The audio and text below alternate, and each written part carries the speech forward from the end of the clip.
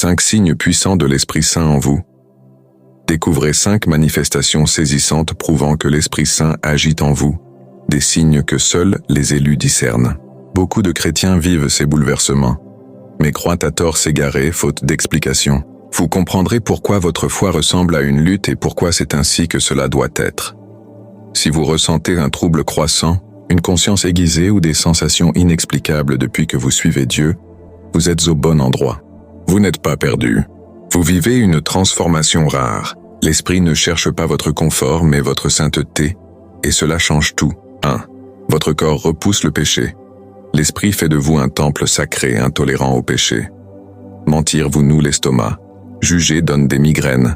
Vos mains tremblent face au mal. Sarah de notre communauté ressentait des nausées devant certaines émissions après sa conversion.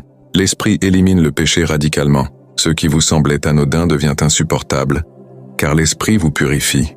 2. Une voix divine vous guide. Une voix intérieure, distincte de vos pensées, vous pousse à pardonner, donner ou agir contre la logique. Marc, un homme d'affaires, a suivi cette voie pour s'excuser auprès d'un collègue, transformant sa vie.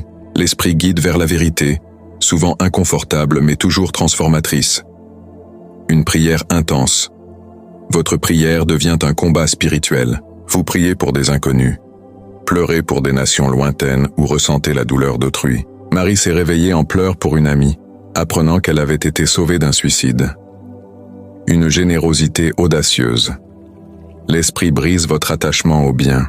Vous donnez sans calculer, ouvrez votre maison ou sacrifiez vos plans. Pierre a offert sa voiture à un inconnu dans le besoin, malgré l'incompréhension générale. Une cible spirituelle. Quand l'Esprit agit, l'ennemi vous attaque. Relations tendues, portes fermées, critiques. Thomas a tout perdu après sa conversion, mais ses épreuves révélaient son potentiel. Ces attaques prouvent que vous êtes une menace pour les ténèbres. Une métamorphose divine. L'Esprit ne vient pas améliorer votre vie, mais la recréer. Comme une chenille devenant papillon, vous vous dissolvez pour renaître. Embrassez ce processus. Priez pour la sainteté. Entourez-vous de croyants transformés. Plongez dans la parole et obéissez à l'Esprit. Si ces vérités vous parlent, écrivez « Je suis élu » ou « Priez pour moi » en commentaire.